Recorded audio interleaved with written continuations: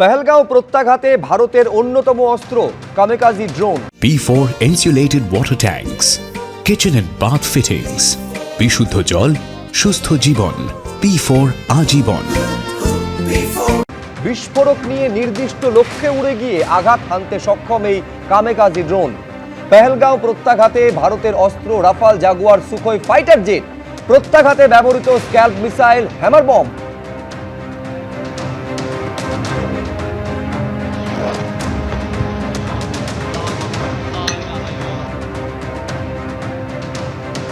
এই দেখছেন SCALP missile, এটা হচ্ছে হ্যামার স্মার্ট বম।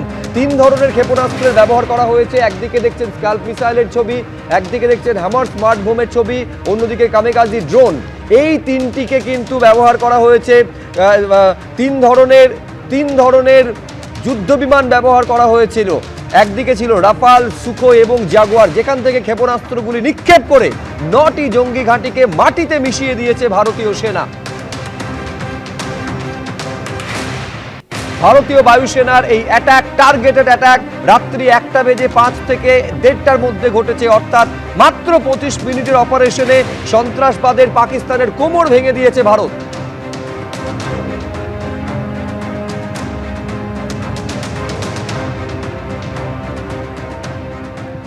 অর্থাৎ মাত্র 25 মিনিটের অপারেশন, আর তাতেই একেবারে খেল খতম। এবং যে অতি শক্তিশালী রাফাল থেকে স্কাল্প মিসাইলের মাধ্যমে লক্ষ্যবস্তুতে আঘাত হানা হয়েছে এবং একেবারে 9টি জঙ্গি ঘাঁটি ভেঙে গুঁড়িয়ে দেওয়া হয়েছে। কিভাবে এই অপারেশন চালানো হলো নিখুঁতভাবে, একেবারে পুঙ্খানুপুঙ্খ তথ্য তুলে ধরেছেন আমাদের প্রতিনিধি অতনু হালদার। পহেলগাঁও হামলার সন্ত্রাসবাদীরা সওয়াইনালা ক্যাম্প, মুজাফফরবাদ, পাক অধিকৃত কাশ্মীরের যেখান থেকে প্রশিক্ষণ নিয়েছিল সেই ক্যাম্প ভেঙে গুঁড়িয়ে দিয়েছে ভারতীয় সেনাবাহিনীর অপারেশন সিঁদুর। 2 হচ্ছে সায়েদানা বিলাল ক্যাম্প, মুজাফফরাবাদ, এটাও পাক অধিকৃত কাশ্মীর। এখানে জৈশ-ই মোহাম্মদের ট্রেনিং এরিয়া, এখানে অস্ত্র প্রশিক্ষণ দেয়া, বিস্ফোরক তৈরির প্রশিক্ষণ দেওয়া এবং জঙ্গল সার্ভাইভালের বিভিন্ন ধরনের ট্রেনিং এখান থেকে দেওয়া হয়। এই জঙ্গি ঘাঁটিটিও ভেঙে গুঁড়িয়ে দিয়েছে ভারতীয় সেনাবাহিনী। এবার আমি তোমাকে আসছি গুলপুর ক্যাম্প। গুলপুর ক্যাম্প তুমি দেখতে পাচ্ছ কোটলিতে, এবং এই গুলপুর ক্যাম্প এটাও হচ্ছে গিয়ে এখানেও লস্করি তৈবার জঙ্গিদের প্রশিক্ষণ দেওয়া হয়। এলওসি থেকে 30 কিলোমিটার দূরে। 2023 সালের 20 এপ্রিল পুঞ্চে এবং 2024 সালের 9 জুন তীর্থযাত্রীদের বাসে যে হামলার ঘটনা ঘটেছিল, সেই সমস্ত হামলার ঘটনা এই গুলপুর ক্যাম্পে প্রশিক্ষণ নেওয়া লস্করি তৈবার জঙ্গিরাই ঘটিয়েছিল এবং সেই জঙ্গি ঘাঁটিটাও এই অপারেশন সিঁদুরে ভেঙে গুঁড়িয়ে দেওয়া হয়েছে। এরপর আমি তোমাকে বলছি বারনালা ক্যাম্প, ভীমবার। এটাও পাক অধিকৃত কাশ্মীরে, এলওসি থেকে মাত্র 9 কিলোমিটার দূরে। এখানে অস্ত্র প্রশিক্ষণ দেওয়া, জঙ্গিদের আইডি তৈরিতে প্রশিক্ষণ দেওয়া এবং জঙ্গলে কিভাবে এই জঙ্গিরা নাশকতা চালাবে বা জঙ্গলে কিভাবে সার্ভাইভ করবে নাশকতা চালাতে যাওয়ার সময়, সেই সমস্ত প্রশিক্ষণ দেওয়া হয়। তো এই ক্যাম্প, এই যে তোমার বারনালা ক্যাম্প, ভীমবার, এই ক্যাম্পটাও ভেঙে গুঁড়িয়ে দেওয়া হয়েছে। ভারতীয় সেনাবাহিনী অপারেশন সিঁদুরের এই ক্যাম্পটিও ভেঙে গুঁড়িয়ে দিয়েছে। এবার আমি তোমাকে আসছি কোটলি, এটাও পাক অধিকৃত কাশ্মীরে, কোটলি আব্বাস ক্যাম্প। এবং এই কোটলি আব্বাস ক্যাম্প এলওসি থেকে 13 কিলোমিটার দূরে। এটা লস্করি তৈবা ফিদায়া বাহিনী তৈরি করে এখানে, এবং এখানে একসঙ্গে 15 জন জঙ্গিকে প্রশিক্ষণ দেওয়া যায়। এটাও লস্করি তৈবার একটা জঙ্গি ক্যাম্প, এবং এই ক্যাম্পটাও ভেঙে গুঁড়িয়ে দেওয়া হয়েছে। অর্থাৎ পাক অধিকৃত কাশ্মীরের মধ্যে 5টি জঙ্গি ক্যাম্প, এই জঙ্গিদের ক্যাম্প, যেখানে জঙ্গিদের প্রশিক্ষণ দেওয়া হতো, যেখানে জঙ্গিরা পরিকল্পনা করত, যেখান থেকে জঙ্গিদেরকে নিয়ন্ত্রণ রেখা পার করে ভারতবর্ষে ঢুকিয়ে দেওয়া হতো। এই রকম পাক অধিকৃত কাশ্মীরের মধ্যে 5টা ক্যাম্প ভেঙে গুঁড়িয়ে দিয়েছে ভারতীয় সেনাবাহিনীর অপারেশন সিঁদুর। এবার আসছি পাকিস্তানের বুকে কি হয়েছে, পাকিস্তানের মাটিতে ঢুকে কিভাবে ভারতীয় সেনাবাহিনীর অপারেশন সিঁদুর কাজ করেছে। প্রথম কথা আমি তোমাকে বলে রাখি, ভারতীয় সেনাবাহিনীর তরফ থেকে জানিয়ে দেওয়া হয়েছে যে তারা পাকিস্তানের কোনো সেনাবাহিনীর জায়গা বা সেনাবাহিনীর কোনো ইনস্টলেশনকে টার্গেট করেনি, কোনো সাধারণ মানুষের কোনো জায়গাকে টার্গেট করা হয়নি, কোনো সাধারণ মানুষের ক্ষয়ক্ষতি করা হয়নি, বা পাকিস্তান সরকারের কোনো ভাইটাল ইনস্টলেশনকেও টার্গেট করা হয়নি। টার্গেট করা হয়েছে শুধুমাত্র জঙ্গি ঘাঁটিগুলোকে। সরজল ক্যাম্প সিয়ালকোট, এটার লোকেশন হচ্ছে পাকিস্তান আন্তর্জাতিক সীমানা থেকে 6 কিলোমিটার দূরে।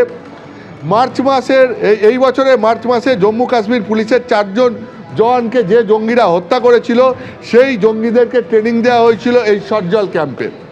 এইটাও ভেঙে গুঁড়িয়ে দেওয়া হয়েছে।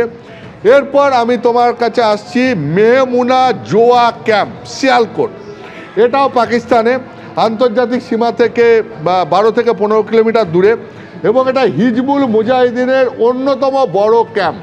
হিজবুল মুজাহিদিনের অন্যতম বড় ক্যাম্প।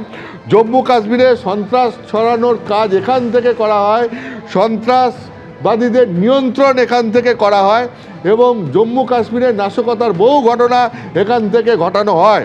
তো সেটাও ভেঙে গুঁড়িয়ে দেওয়া হয়েছে।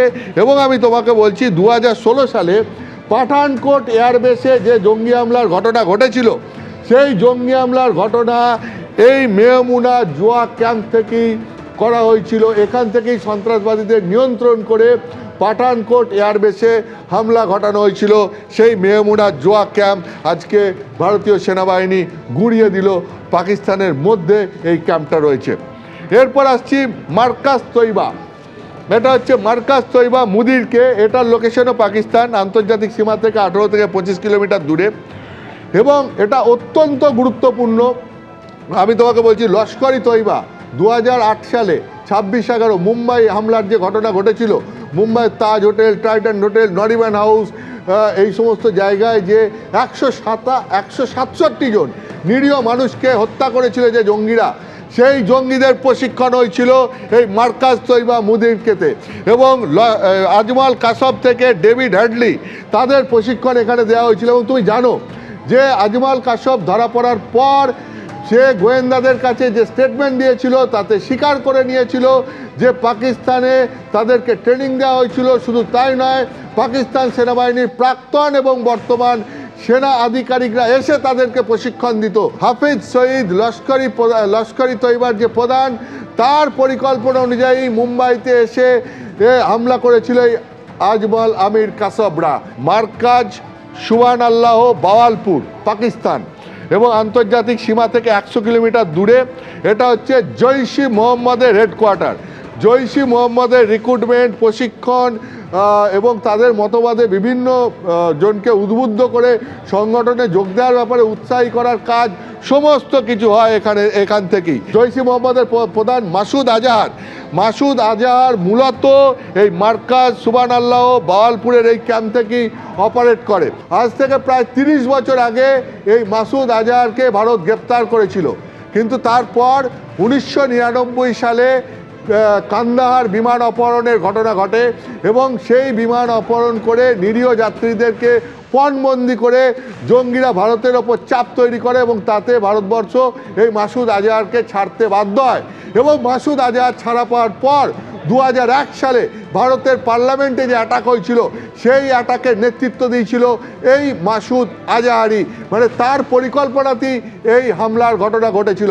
এবং তারপর এই মাসুদ আজহারের পরিকল্পনায় ভারতবর্ষে জৈশ-ই মোহাম্মদ বহু হামলার ঘটনা ঘটিয়েছে। সেই মাসুদ আজহারের হেডকোয়ার্টার মার্কাজ সুবহান আল্লাহ বাওয়ালপুরের ক্যাম্প আজকে ভারতীয় সেনাবাহিনী অপারেশন সিঁদুরের মাধ্যমে গুঁড়িয়ে দিল। এটা ভারতীয় সেনাবাহিনীর পক্ষে বড়সড় সাফল্য।